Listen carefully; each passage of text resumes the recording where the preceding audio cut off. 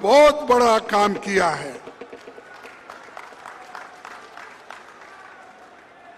क्योंकि अगर पार्टी है तो हम सब लोग बच सकते हैं। पार्टी है तो पॉलिटिकल पावर आपके हाथ में आ सकती है। पार्टी है तो गरीबों को मजबूती मिलती है। अगर पार्टी जिंदा है तो कांग्रेस के जो कार्यक्रम हैं, इंदिरा गांधी जी से लेकर सोनिया गांधी तक हमने जो कार्यक्रम बनाया है उसका लाभ मिलता है। यहां पर राजस्थान में भामशाह जैसे दानवीर और ये समर्पित वीरों का एक भूमि है और राजस्थान हमेशा वीरों के लिए और बलिदान के लिए बहुत ही मशहूर है। मुझे ये कार्यकर्ता लोग यहां पर जो आए हैं वो बड़ा महत्वपूर्ण है और ये विशाल जनसभा, इसमें आए हुए लोग सिर्फ कांग्रेस के कार्यकर्ता हैं, कांग्रेस को मजबूती देने वाले लोग हैं। इसीलिए आप सबको पुनः एक बार धन्यवाद देता हूं।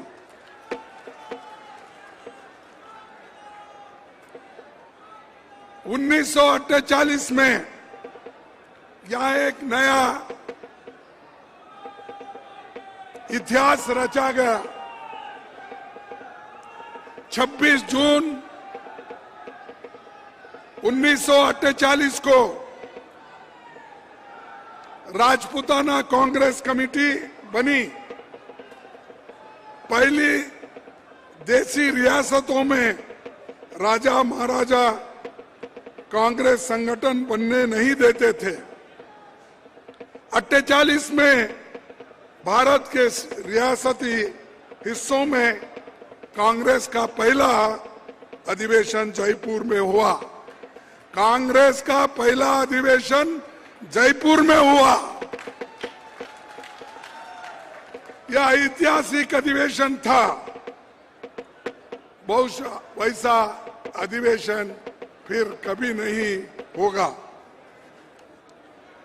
राजस्थान के लोग उस पहले अधिवेशन को दिल खोलकर मदद करे और सहयोग दिए और वो हमारा भव्य अधिवेशन सारे हिंदुस्तान में उसकी चर्चा हुई।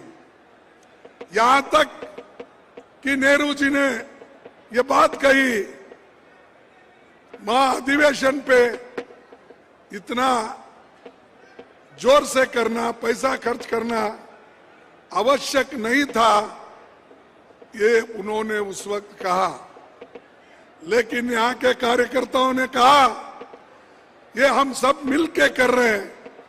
देश के आजादी के बाद हम सभी लोग एक जगह मिल रहे हैं, इसीलिए हमको इतने बड़े पैमाने पे करना पड़ा। ये उत्तर यहाँ के लोगों ने दिया। ऐसा दिल खोल के कांग्रेस को मजबूत करने वाले लोग यहाँ पर है। अभी हाल में हैदराबाद में हमारी CWC मीटिंग हो गई। एक वहां पर हम काफी अहम फैसले ले और वो फैसले एक के बाद एक हम लाने वाले हैं। और यहां पर हमने जो उदयपुर में हमने फैसले लिए थे, अधिवेशन जो हुआ था वो भी एक के बाद एक हम वहां पर कर रहे हैं। इस कारण ये आने वाले चुनाव को भी बहुत बड़ा फायदा होने वाला है। ये पार्टी के कार्यकर्ता हमारे आंख है, हमारे कान है, हमको मजबूत करने वाले हाथ हैं। इसीलिए ये जरूरी है कि कांग्रेस के कार्यकर्ताओं को मजबूत करना। और आप का जिम्मा है वोटरों को साथ लगातार संपर्क रखना, उनके सवालों का जवाब देना, विरोधी द्वारा फैलाई जा रही झूठी बातों को काट करना, वोटर लिस्ट की जांच कराना, कोई साथी नाराज है तो उसे मनवाने की कोशिश करना। जहां तक ये भी बताना होगा, सरकार ने 2018 में जनघोषणा पत्र में जो वायदे किए थे उसे केवल पूरा नहीं किया, लेकिन उससे भी एक कदम आगे बढ़ के सब कुछ लोगों को दिया। ये कांग्रेस पार्टी की देन है। कांग्रेस पार्टी जो कहती है वो करके बताती है। आपको हमने जो वायदा किया था, हमारे चीफ मिनिस्टर ने, हमारे एमएलएओं ने, मिनिस्टरों ने सभी मिलके आपके वायदे पूरे किए, बल्कि ज्यादा भी दिए।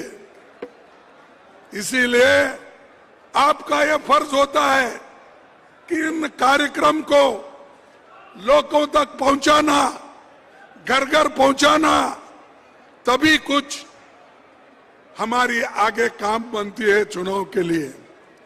नहीं तो घोषणा पत्र हम पढ़ लेंगे, घर घर देने के बजाय अपने घर में रख लेंगे, तो पार्टी का प्रचार नहीं होगा।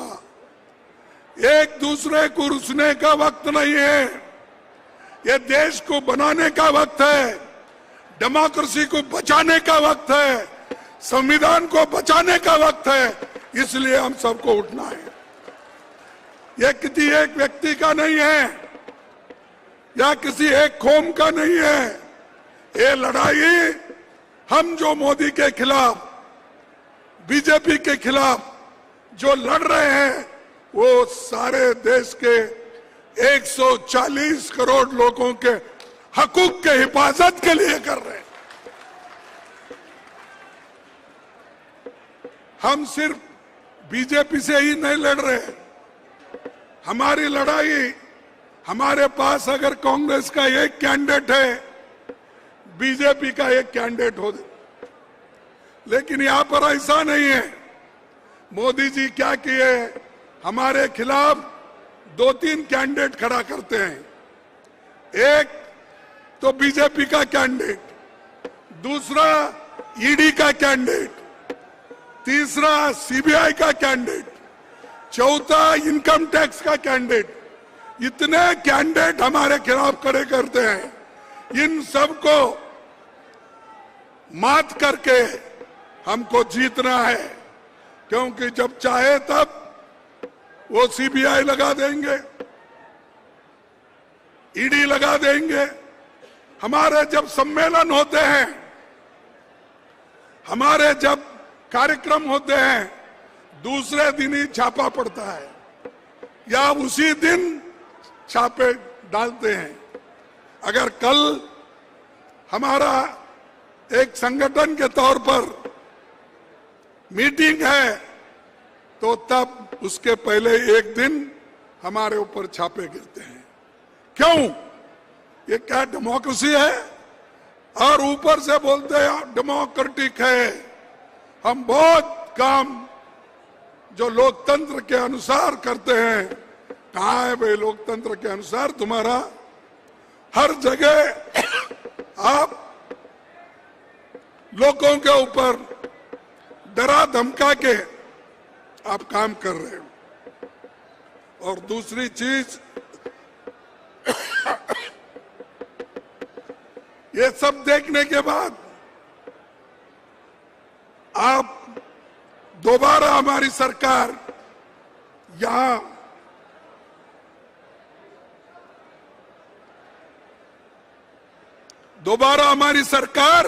राजस्थान में लाएंगे